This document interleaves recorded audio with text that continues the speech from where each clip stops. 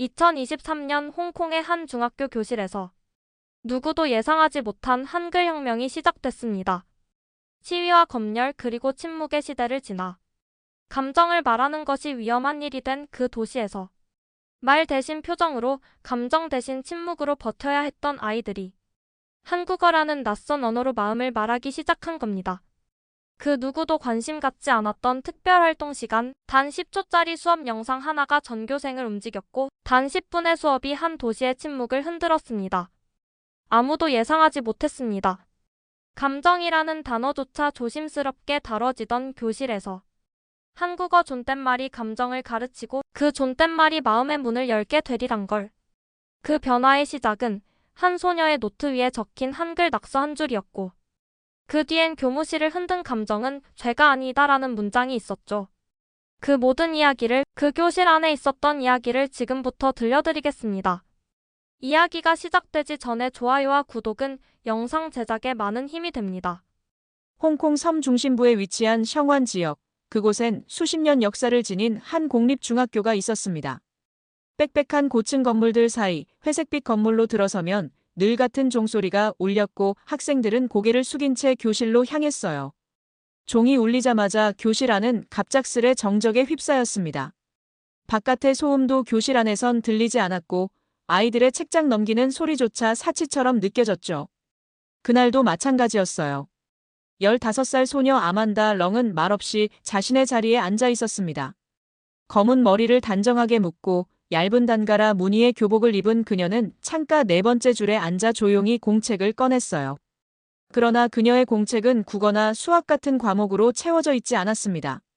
대신 페이지마다 연필로 그린 세밀한 인물 그림들이 담겨 있었죠. 그림 속 인물들은 입을 꾹 다문 채 잿빛 배경 속에서 가만히 앉아 있었어요. 그 얼굴들은 다 다르지만 어딘가 같은 느낌이었습니다. 무표정한 눈빛, 굳게 닫힌 입, 그리고 손에 꼭 쥔 무언가. 그것은 소리 없는 외침처럼 보였죠. 아만다는 그 얼굴들을 그리며 자신의 마음을 대신 말하고 있었던 걸지도 몰라요. 2019년 거리에는 수많은 함성이 울려 퍼졌습니다. 시민들은 외쳤고 학생들은 거리로 나섰으며 빛과 연기 사이로 수많은 얼굴이 스쳐갔죠. 하지만 그 이후 사회는 급격히 정적 속으로 가라앉았습니다. 정치적 발언은 공공연한 위험이 되었고 그 여파는 학교로까지 번졌습니다. 교실은 감정을 배제한 공간으로 바뀌었고 학생들은 웃는 법도 토론하는 법도 잊어버렸습니다. 그 변화는 느리지만 치명적이었어요. 선생님이 질문을 던져도 아무도 손을 들지 않았고 친구끼리 나누는 대화는 간단한 숙제 확인이나 시험 날짜 확인 정도로 줄어들었습니다. 이 문제는 이해했니? 라는 말 대신 몇 시까지 시험이야? 같은 질문만이 오고 갔습니다. 웃음소리는 사라졌고 복도에 울려 퍼지는 발소리만 남았죠. 학생들 사이에 존재하던 인간적인 교감은 점점 사라지고 모든 것이 기능적으로 변해갔습니다. 가정에서도 분위기는 다르지 않았습니다. 아만다는 부모님과 저녁을 먹으며 단 한마디도 감정적인 대화를 나눈 적이 없었어요. 밥 먹자, 숙제했니, 잘 자라 같은 짧은 문장들만 주고받았죠. 서로의 기분은 묻지 않았고 누군가가 속상해 보이더라도 그저 조용히 넘어가는 것이 가족 간의 예의처럼 여겨졌습니다.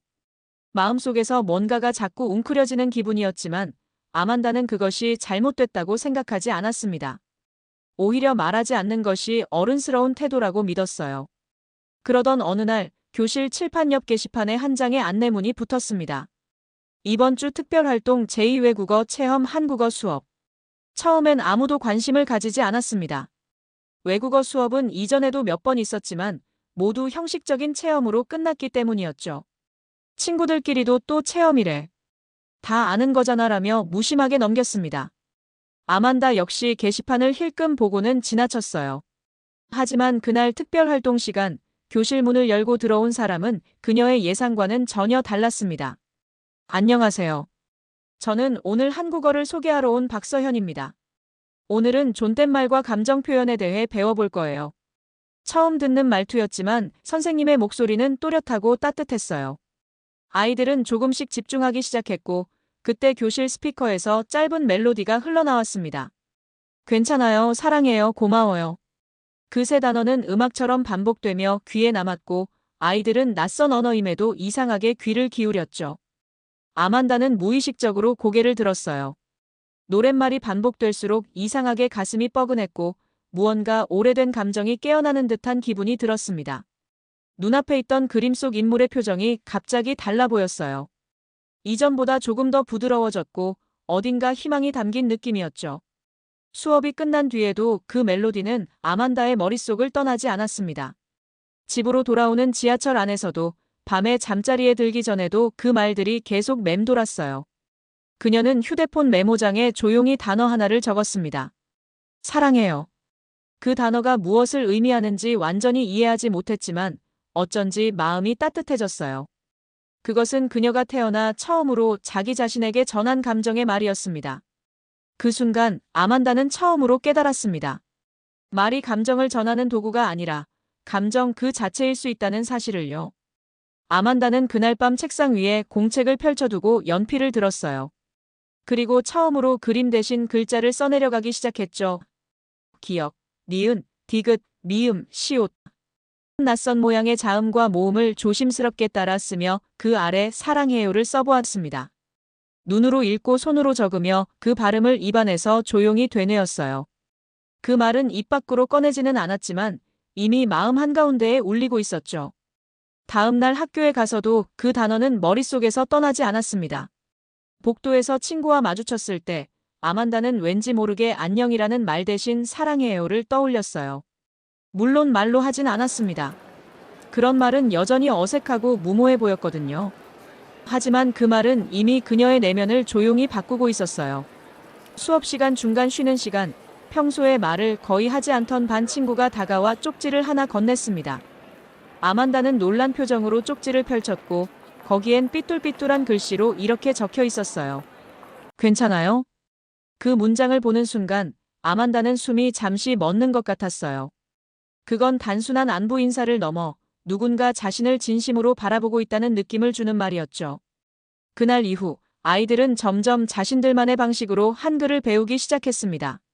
누군가는 스마트폰으로 수업 음성을 몰래 녹음해뒀고 또 누군가는 연습장을 따로 만들어 감정 단어만 모아 썼어요. 미안해요, 보고 싶어요, 도와줘요 같은 말들이 조용히 그들 사이에서 퍼지기 시작했습니다. 누군가가 먼저 감정을 건넸고 또 다른 누군가는 그 감정에 조용히 대답했어요. 말없이 감정을 숨기던 아이들은 이제 비밀스러운 언어를 통해 조금씩 서로를 알아가기 시작했습니다. 그리고 그 중심에는 아만다가 있었죠. 처음으로 사랑해요라는 말을 적어본 그날 이후 그녀는 매일 한 단어씩 새로운 감정을 메모장에 적어 내려가고 있었습니다. 그 이후로 특별활동 시간은 아이들에게 있어 기다려지는 유일한 순간이었습니다. 평소엔 무표정하게 수업을 듣고 조용히 자리를 지키던 아이들이 그 시간만 되면 조금씩 표정이 풀리곤 했어요. 선생님은 자리에 앉기 전 항상 이렇게 말하셨죠. 오늘도 감정 표현을 배워볼 거예요. 그 짧은 한마디가 교실의 공기를 부드럽게 바꾸곤 했습니다. 그러나 시간이 지나며 그 수업이 학생들에게 미치는 영향력이 커지자 어른들의 시선은 조금씩 달라졌어요. 감정 표현 교육이라는 이름으로 출발한 수업이었지만 일부 교사들은 한글이 가지는 정서적 상징성과 정치적 맥락을 의식하며 불편함을 드러냈습니다. 요즘 아이들이 감정 표현을 너무 자유롭게 합니다. 이게 과연 교육적으로 바람직한가요? 그 말은 교장실 회의에서 흘러나왔고 곧 교사들 사이에 확산되었어요. 학생 자율 참여라는 형식을 내세워 수업 참여율이 점점 낮아지게 유도한 학급도 있었죠. 학교 전체 분위기는 점차 수업을 조정하려는 방향으로 기울기 시작했습니다. 아만다는 수업을 정식 신청하지 않았습니다. 어른들의 시선이 따갑기도 했고 무엇보다도 자신이 그 수업을 필요로 한다는 사실을 드러내는 것이 어쩐지 부끄럽게 느껴졌거든요. 하지만 그녀는 늘 그 수업의 녹음 파일을 기다렸어요. 친구가 몰래 녹음한 음성 파일을 이어폰으로 들으며 혼자만의 공간에서 조심스럽게 단어를 따라 읽었죠. 괜찮아요. 사랑해요. 고마워요. 그 단어들을 입에 올리는 순간 아만다는 처음으로 자기 자신에게 말을 걸기 시작한 셈이었어요. 거울 앞에 서서 무표정한 얼굴을 마주하며 괜찮아요라고 천천히 말했을 땐 그 말이 꼭 자신을 향한 위로처럼 느껴졌습니다. 처음엔 어색했지만 반복될수록 익숙해졌고 말보다 진심이 먼저 다가왔어요. 그녀는 손바닥에 조그맣게 기억자를 써보았습니다. 그 글자가 마음속에서 자라나는 느낌을 받았죠. 학교 복도에서 마주친 친구가 그녀의 공책 가장자리에 적힌 사랑해요라는 글귀를 우연히 보고 고개를 끄덕였을 땐 말로 설명할 수 없는 동질감이 느껴졌어요. 그것은 말없이 이어지는 묵직한 공감이었고 그렇게 조용한 연대가 시작된 것이었죠. 아이들 사이에서는 감정을 표현하는 비밀스러운 방법이 유행처럼 퍼지기 시작했어요. 누군가는 책상 서랍 안에 감정 단어가 적힌 쪽지를 숨겨두었고 어떤 친구는 도시락 뚜껑 안쪽에 오늘도 고마워라고 적은 종이를 붙이기도 했습니다. 서로 말하지 않아도 눈빛만으로 이해할 수 있는 감정의 흐름이 생겨난 것이었어요. 보고 싶었어. 괜찮아. 넌 잘하고 있어. 쪽지를 받은 친구는 가방 속에 조심스레 그 쪽지를 넣고 점심시간이 끝난 뒤에도 몰래 꺼내 몇 번이고 다시 읽었어요. 말이 사라진 교실에서 오히려 말없는 언어가 그들 사이를 더 진하게 연결하고 있었죠. 그 작은 문장들은 종이 위에 쓰였지만 아이들의 마음속에는 오랫동안 잊히지 않을 울림으로 남았습니다. 어느 날엔 한 아이가 정성껏 만든 카드에 사랑해요라는 말을 적어 어머니의 지갑에 몰래 넣었어요. 말로는 절대 하지 못했던 고백이었지만 종이 위에서 떨리는 글씨로 전해졌습니다. 어머니는 무표정한 얼굴로 그것을 꺼내 들었지만 그날 저녁엔 아이의 밥그릇에 좋아하는 반찬이 2번이나 더 올라왔죠. 말하지 않아도 알 수 있는 마음, 그것이 바로 감정의 언어였던 거예요. 하지만 이 아름다운 흐름은 오래가지 못했습니다.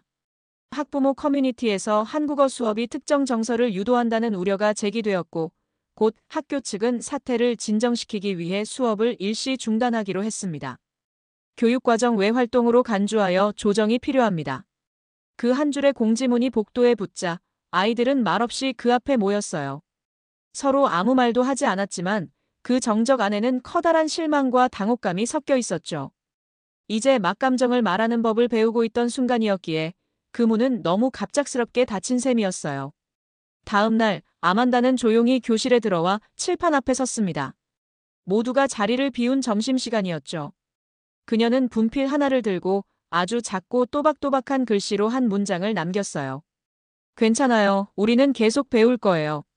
그 문장은 누구에게도 들리지 않았지만 분명히 존재했고 그 의미는 교실 안에 오래도록 머물렀습니다. 아만다가 남긴 그 문장은 교실 칠판에 오래 머무르지 못했어요.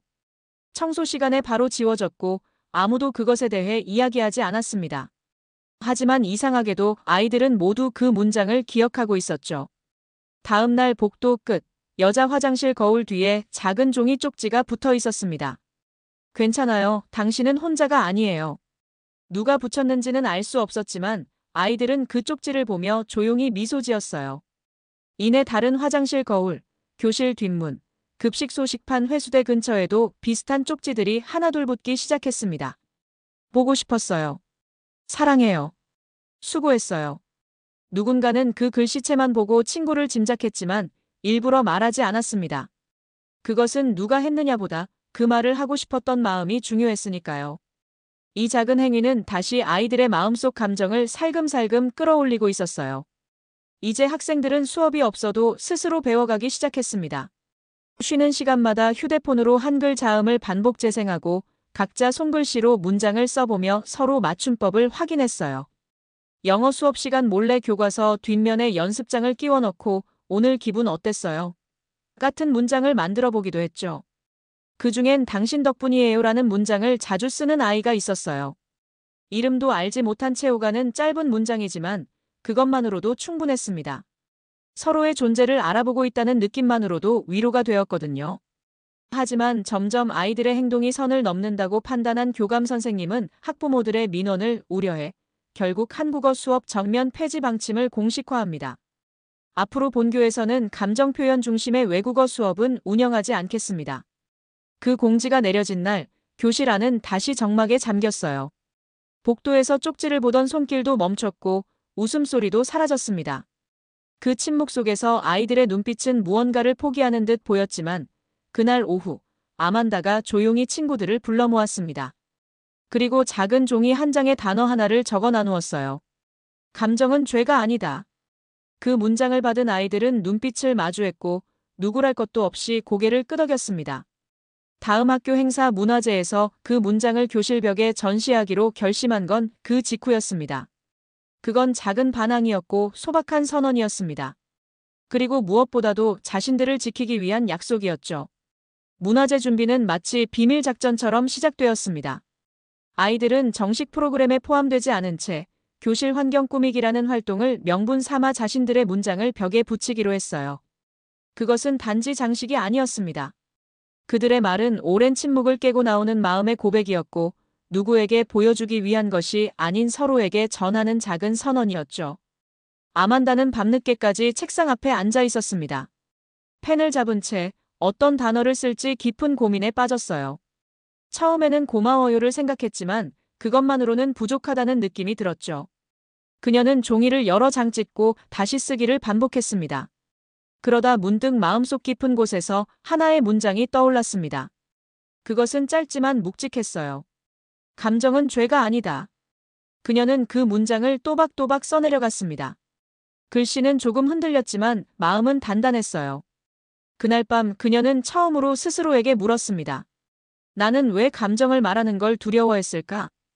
그리고는 조용히 중얼거렸죠. 이 말이 나를 대신 말해줄 수 있어. 문화제 당일 아이들은 아침 일찍 교실에 모였습니다. 누구의 지시도 없었지만 모두 알고 있는 듯 조용히 벽 꾸미기를 시작했죠. 한 명씩 준비해온 종이를 꺼내어 교실 벽에 붙였습니다. 종이에는 색색의 글씨로 다양한 감정이 적혀 있었어요. 사랑해요. 당신 덕분이에요. 보고 싶어요. 괜찮아요. 그리고 중앙, 가장 큰 자리에 붙여진 문장. 감정은 죄가 아니다. 그 문장이 붙는 순간 교실은 이상한 정적에 잠겼습니다. 마치 모든 숨소리마저 멈춘 것처럼 고요했지만 동시에 벽을 타고 전해지는 따뜻한 울림이 있었어요. 그 말들은 말이 아니었고 외침이었죠. 그들은 외치지 않았지만 모두 들을 수 있었습니다.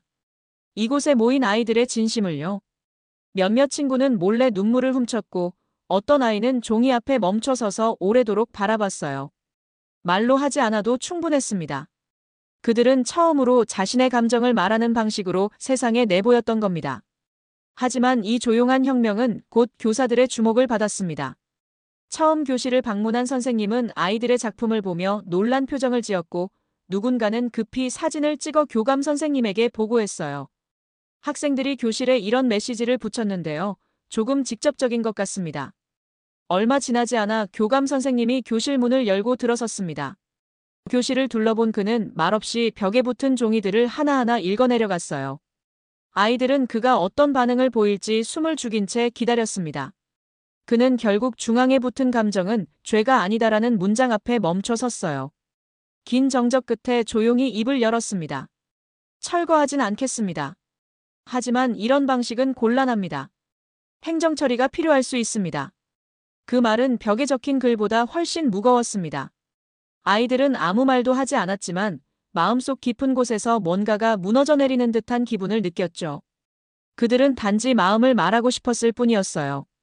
그 감정이 잘못된 것이 아니라고 감정을 표현할 수 있어야 한다고 믿고 있었는데 그것조차 거절당한 기분이었습니다. 그때 한 학생이 조용히 자리에서 일어났습니다.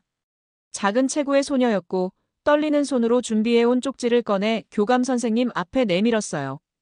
그 쪽지에는 이렇게 적혀 있었습니다. 저희는 누군가를 비난한 적 없어요. 우리는 우리를 말했을 뿐이에요.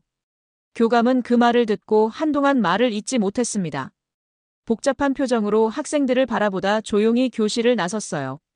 그 뒷모습을 보며 아이들은 확신했어요. 누군가는 불편해했지만 적어도 그들은 진심을 전한 거라고요. 그날 저녁 교사 회의가 열렸습니다. 문화재에 대해 긴급하게 논의가 이루어졌고 대부분의 교사는 아이들의 행동을 존중해야 한다는 입장을 보였습니다. 아이들이 자기 감정을 말하는 게 뭐가 잘못입니까? 오히려 우리가 배워야 할 부분입니다. 한 교사의 말에 분위기는 차츰 달라졌어요. 결국 회의 말미에 감정 표현 교육의 필요성에 대한 공식적인 논의가 시작됐습니다. 그리고 처음으로 학교 내부에서 정서 소통이라는 단어가 제안되었죠. 아만다는 그 사실을 몰랐습니다. 하지만 그녀는 알 수 있었어요. 그날 붙인 문장이 분명 누군가의 마음을 바꿨다는 것을요. 그날 이후 교실에는 다시 평소처럼 일상이 흘렀습니다. 특별한 변화는 눈에 보이지 않았지만 아이들의 태도는 분명 달라졌어요. 쉬는 시간에도 서로 눈빛을 마주치는 시간이 길어졌고 이전보다 더 자주 작은 쪽지가 오갔습니다. 그들은 말로 표현하지 않았지만 그날 붙였던 문장들이 여전히 마음속에 남아 있었던 거예요. 학교 복도 한쪽에는 학생회가 준비한 문화재 사진 전시가 조용히 진행되고 있었어요. 여러 학급의 작품들 사이에 아만다 반교실 사진도 포함되어 있었죠. 감정은 죄가 아니다라는 문장이 또렷하게 보이는 그 사진은 뜻밖에도 어른들의 발걸음을 멈추게 만들었어요. 처음엔 그 문장을 이해하지 못했던 교사들도 사진을 마주하자 다시 한번 생각에 잠기게 되었어요. 어떤 교사는 조용히 사진 앞에 서서 한참을 바라보더니 뒤에 서 있던 다른 교사에게 이렇게 말했어요. 우리가 너무 무뎌졌던 건 아닐까요? 말이라는 게 이렇게 따뜻할 수 있다는 걸 잊고 살았네요. 교감 선생님도 전시장을 찾았습니다. 처음엔 무표정한 얼굴이었지만 그 사진 앞에서는 한동안 움직이지 않았습니다. 그리고 주변에 있던 교사에게 조용히 말했죠. 지워야 한다고 생각했는데 지금 보니 참 괜찮은 말이네요. 그 한마디는 많은 것을 바꿨어요. 며칠 뒤 교사회의에서 감정표현 교육이라는 이름의 논의가 정식 안건으로 상정되었고 처음으로 한글 수업의 방식과 감정교육의 방향성에 대해 진지한 대화가 오가기 시작했습니다. 그 변화는 아직 작고 조심스러웠지만 분명히 움직이고 있었어요. 아이들이 먼저 만든 언어의 파동은 조용히 그러나 강하게 교내 어른들의 마음에도 닿고 있었습니다. 문화제가 끝난 이후 학교는 다시 평소의 일상으로 돌아간 듯 보였습니다.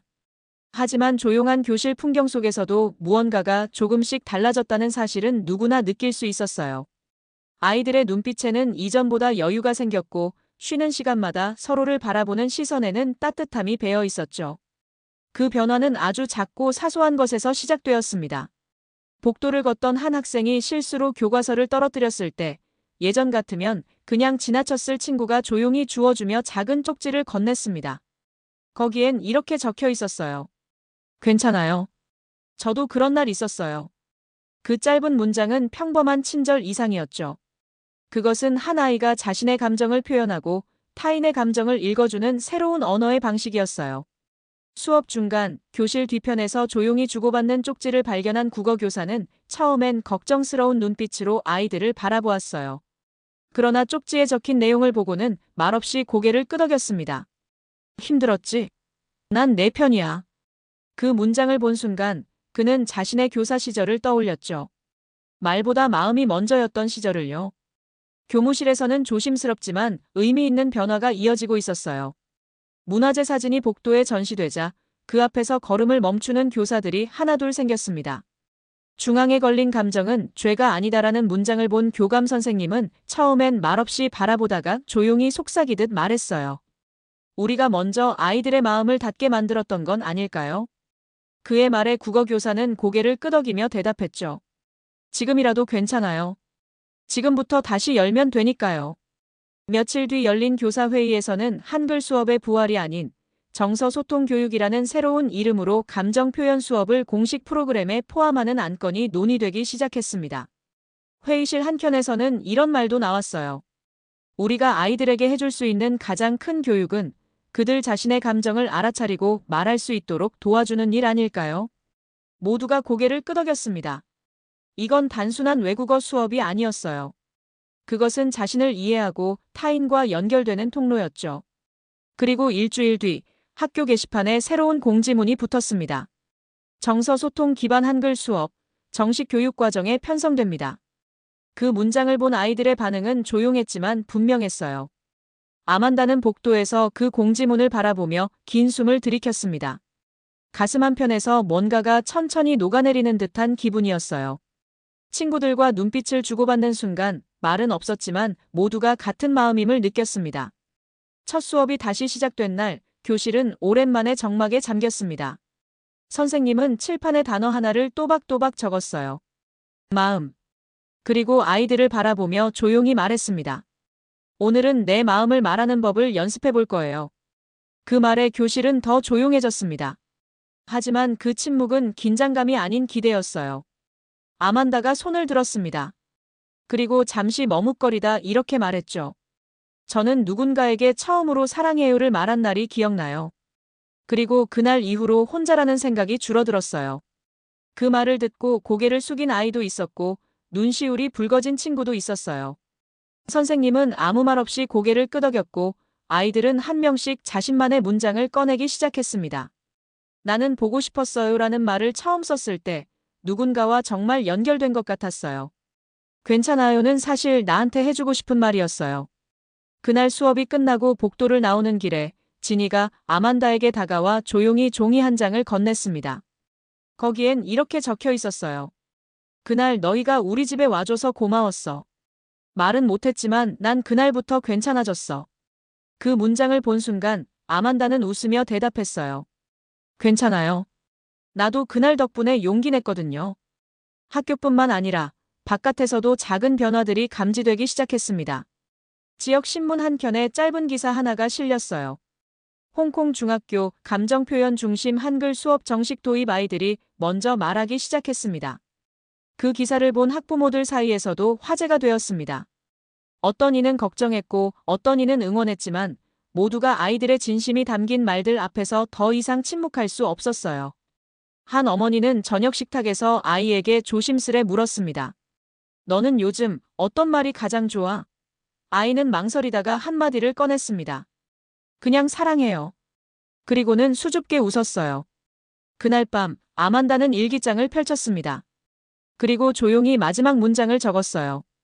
그 말들은 노래처럼 내 마음을 열어줬어요. 그리고 난 이제 나를 말할 수 있게 됐어요. 며칠 뒤 교실 뒤편 게시판 한 구석에 누군가 조심스레 새 종이 하나를 붙였습니다. 평범한 흰 종이였지만 거기엔 큼직한 글씨로 이렇게 쓰여 있었어요. 오늘 내 마음은 어떤 색일까? 아이들은 그 문장을 보고 가만히 멈춰 섰습니다. 누군가는 종이 옆에 포스트잇을 붙였어요. 연한 초록색. 조금 괜찮아졌어요.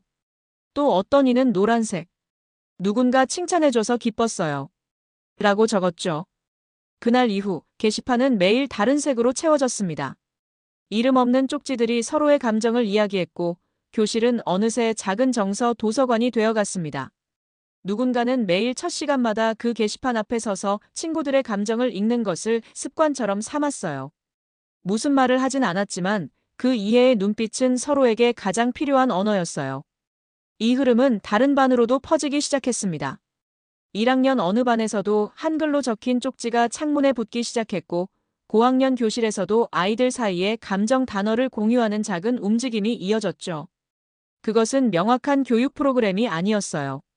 다만 스스로 배운 마음의 언어를 나누는 방식이었죠. 교사들도 변화했습니다. 한 교사는 수업 시작 전에 오늘 가장 많이 떠오른 말 한마디를 칠판에 적도록 했습니다. 아이들은 처음엔 어색해했지만 곧 자신 있게 적어 내려갔어요. 미안해요, 보고 싶어요, 응원해요 같은 단어들이 하루의 시작을 바꿔놓았어요. 한 학부모는 상담 시간에 이렇게 말했습니다. 요즘 아이가 저녁마다 저한테 오늘은 무슨 감정이었는지 묻더라고요. 전엔 그런 말 한마디도 없었거든요. 상담을 마친 교사는 조용히 웃으며 기록지에 이렇게 적었습니다. 말은 마음을 살리는 도구다. 그 작은 시작은 아주 많은 것들을 바꾸고 있었어요. 오늘의 이야기는 여기까지입니다. 한때는 침묵만이 허락되던 도시, 하지만 이제 아이들은 말하기 시작했습니다. 자신의 마음을 지키기 위해 언어를 배우고 감정을 표현하는 것이 잘못이 아니라는 걸 증명한 교실. 이 이야기는 단순한 교육이 아니라 존엄과 연대, 그리고 말할 수 있는 권리에 대한 선언입니다. 아만다의 이야기는 끝이 아닙니다. 이건 홍콩을 향한, 그리고 지금 이 순간에도 침묵을 강요받는 모든 사람들을 향한 질문입니다. 당신은 지금 누구의 마음을 듣고 있습니까? 다음 이야기에선 또 어떤 한국의 모습이 펼쳐질까요? 한국을 향한 여정은 계속됩니다. 구독과 좋아요 잊지 마시고요. 다음 영상에서도 세상을 뒤흔드는 또 하나의 이야기로 찾아오겠습니다. 감사합니다.